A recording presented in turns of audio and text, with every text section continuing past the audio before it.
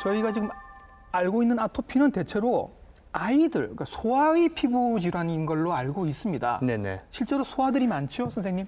네, 소아가 상당히 비율이 높죠. 네. 예, 실제로 이제 소아가 차지하는 비율이 전체 연령대를 보았을 때에 굉장히 높은 그런 수치를 보이고 있습니다. 뭐 거의 한 40에서 뭐 50% 이상 그 정도 아주 높은 심지어 뭐 70%까지 가는 경우도 있는데 그만큼 소아가 차지하는 비율이 좀 높다라고 볼 수가 있겠고 성장하면서 아토피 피부염의 그런 유병률이 좀 줄어드는 그런 경향을 가지게 되고 어떤 경우는 뭐 거의 뭐 관해, 소위 말해서 증상이 사라지는 그런 경우도 있습니다. 네, 이제 아토피의 원인에 대해서 알아보도록 하겠습니다. 아까 약간 이제 부모 탓 얘기도 좀 하셨는데 그런 것도 있고요. 또 어떤 것들이 있죠?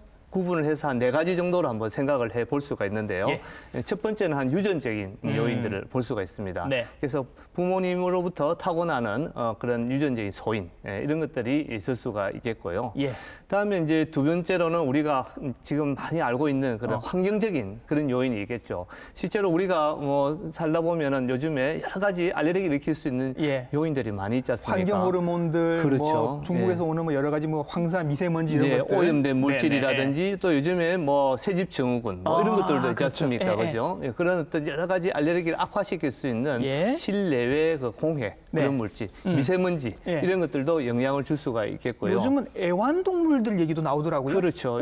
실제로 이제 애완동물을 실내에서 키우는 경우가 많이 있습니다. 그래서 애완동물의 털이라든지 그다음에 이제 분비물이라든지 이런 것들을 영향을 주는데 어떤 그 환자를 보면은 뭐 고양이라든지 이렇게 목욕을 시키다가 너무 심해가지고 뭐 숨이 차가지고 뭐 응급실에 오는 그런 경우도 그래서 있었고요. 못 키운다는 분들도 계시고요. 그렇죠. 그런 경우도 있고 또 우리가 이제 실내 생활을 많이 하지 않습니까? 그렇죠. 실내 생활을 많이 하다 보면은 그 실내에서 알레르기를 일으킬 수 있는 가장 흔한 알레르기 물질 중 하나가 진먼지 진드기입니다. 진먼지 진드기가 우리 침구라든지 카페트, 소파 이런 데 많이 이제 서식을 하고 있거든요. 그런데 이제 이런 진먼지 진드기에 대한 노출이 굉장히 좀 높다라고 좀 볼 수가 있겠습니다. 또 나오는 얘기들 중에 선생님, 이게 요즘은 아이들을 너무 깨끗하게 키워서 그렇죠. 그렇다는 얘기가 있는데 이것도 사실입니까, 선생님? 네, 사실은 이제 그것도 하나의 학설이라고 좀 볼 수가 있는데요. 과거에는 이제 감염이라든지 이런 것을 조금 타겟을 해서 목표로 해가지고 우리 인체가 많이 이제 방어를 하는데 이거는 이제 백신 주사라든지 또 너무 깨끗한 환경에 있다 보니까 속된 말로 할 일이 없어졌다는 그런 얘기도 있습니다. 그러다 보니까 이게 알레르기를 일으키는 그런 역할들을 좀 하는 그런 경우도 있다. 그래서 위생가설이라고도 얘기를 합니다.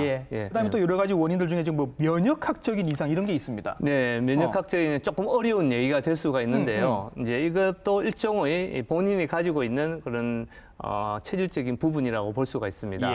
우리 몸에는 이제 T 림프구라는 게 있는데 T 림프구가 1형과 2형이 있는데 이게 이제 균형을 잡혀서 이렇게 되어야 우리 인체가 건강하다고 볼 수가 있는데요. 이 알레르기의 경우에는 2형 림프구라는 게 있습니다.